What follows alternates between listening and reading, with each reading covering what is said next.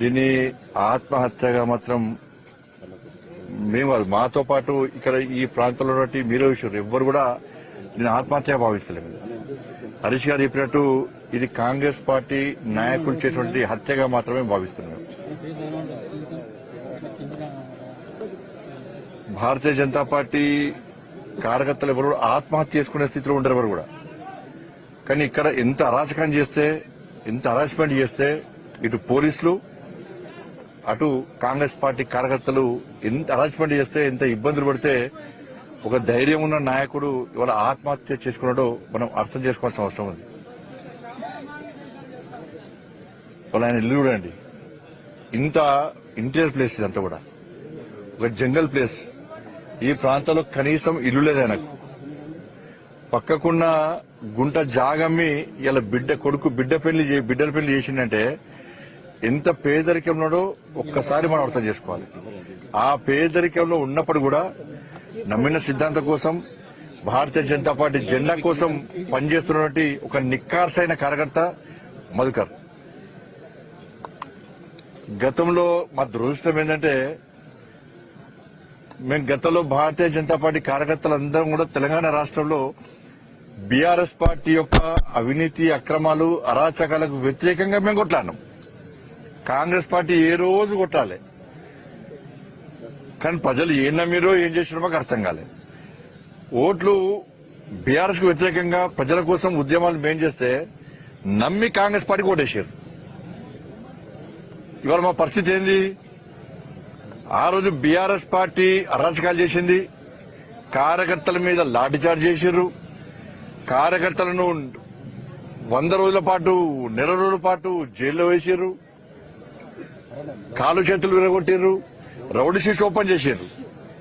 కానీ అయినప్పుడు కూడా భారతీయ జనతా పార్టీ కార్యకర్తలం అందరం కూడా ఇవాళ బీఆర్ఎస్ పార్టీ అరాచకాలకు వ్యతిరేకంగా కొట్టాను. ఎక్కడ భయపడలే. కానీ ప్రజలు నమ్మి కాంగ్రెస్ పార్టీ కొట్టేస్తే ఇవాళ కాంగ్రెస్ పార్టీ ఏం చేస్తున్నది? ఇవాళ బీఆర్ఎస్ కంటే ఇంకా దౌర్జన్యంగా ఆత్మహత్యలు చేసుకునే స్థాయిలో ఇలా విరుసుకుపడి ఇలా ఇంత దౌర్జన్యాలు, ఇంత దమనకాండ చేస్తున్నారంటే ఇంతకంటే సిగ్గుచేటి ఇంకోటి కాదు.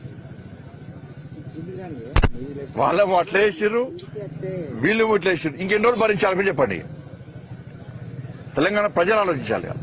ఇవాళ మధుకర్ అనే కార్యకర్త గురించి ఇవాళ ఇటుపక్క కార్యకర్తలు, అటుపక్క ప్రజలందరూ కూడా సామాన్య ప్రజలు, ఆ చిన్న చిన్న అమ్మాయిలు, మధుకర్ అన్న మావాడు, మాకు ఆపద వస్తే, మాకు కష్టం వస్తే మధుకర్ అన్న మమ్మల్ని ఆదుకుంటాడు. ఆ రోజు కూడా చిన్న చిన్న పిల్లల డీజే వల్ల ఎగిరి పడితే పరిస్థితి ఉన్నది. బాగా తప్పదాగి ఫాల్తున్నా కొడుకులు అందరూ కూడా ఇక్కడ డీజేలు పెట్టి ఇబ్బంది పడుతున్నారు. మా గుడిసెలు మొత్తం కదులుతున్నాయి. ఇంట్లో ఉండలేని స్థితిలో ఇవాళ మేము మధుకరణ చెప్తే, మధుకరణ పోయి ఇవాళ పోలీసులకు చెప్తే ఇలా దాన్ని ఆపాల్సిన పోలీసులు ఉల్టా కాంగ్రెస్ పార్టీ నాయకుల యొక్క ఒత్తిడి తలకి వాళ్ళ ఇంటికి వచ్చి పోలీసు అధికారులు వచ్చి ఇంట్లో అరేంజ్మెంట్ చేయడము, వాళ్ళ కుటుంబ సభ్యులను తిట్టడము, ఎస్సీ ఎస్టీ అట్రాసిటీ కేసు పెట్టడము, అత్యాచారం కేసు పెట్టడము. ఇదెక్కడ ఆలోచన అర్థం కాలేదు. ప్రభుత్వాలు గతంలో ఏమైంది? బీఆర్ఎస్ పార్టీ అధికారంలో ఉన్నప్పుడు గిట్నా చేస్తే ఇవాళ అధికారుల పరిస్థితి ఏంది? కోర్టుల చుట్టూ తిరిగేటువంటి పరిస్థితి వచ్చింది. ఏ ప్రభుత్వం శాశ్వతం కాదు.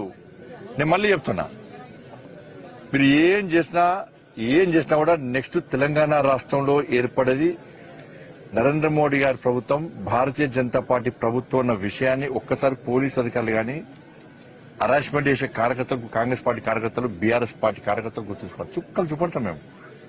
మేము అరాచకం చేయమేము. ప్రజలను ఇబ్బంది పెట్టేటోళ్లను, ప్రజల ఆస్తులను దోసుకుంటోళ్లను ఎట్టి బస్సులో వదిలిపెట్టాం. గుర్తుంచుకోండి. చాలా మంది అనుకుంటారు, బీజేపీ చాలా రోజులు చెప్తారు, ఈసారి ఎట్టి బలకు వచ్చేది భారతీయ జనతా పార్టీ ప్రభుత్వమే.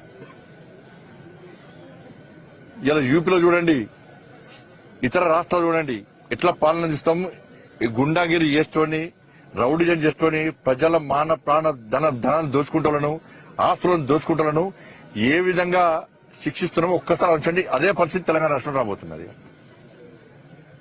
దురదృష్టం ఏంటంటే భారతీయ జనతా పార్టీ కార్యకర్తలు ఎవరు కూడా ఆత్మహత్య చేసుకోము.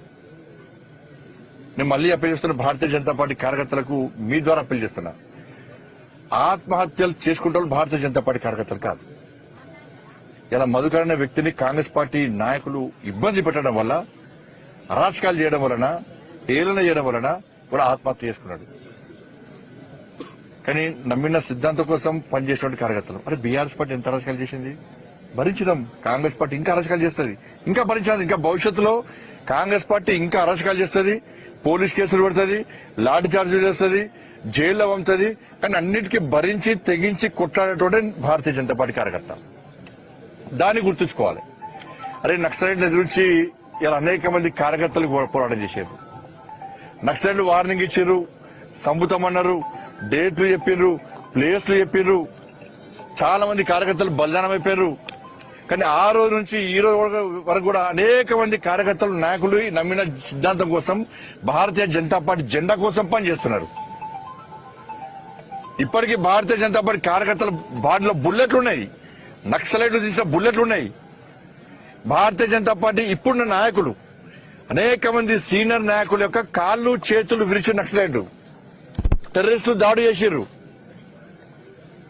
నడవలేని పరిస్థితి, బాడీలో బుల్లెట్ పెట్టుకుని ఇప్పుడు కూడా పార్టీ కోసం ఇలా మురళీధర వారి బాడీ లోపల ఇప్పుడు బుల్లెట్ ఉన్నది, మురళీధర బాడీ లోపల.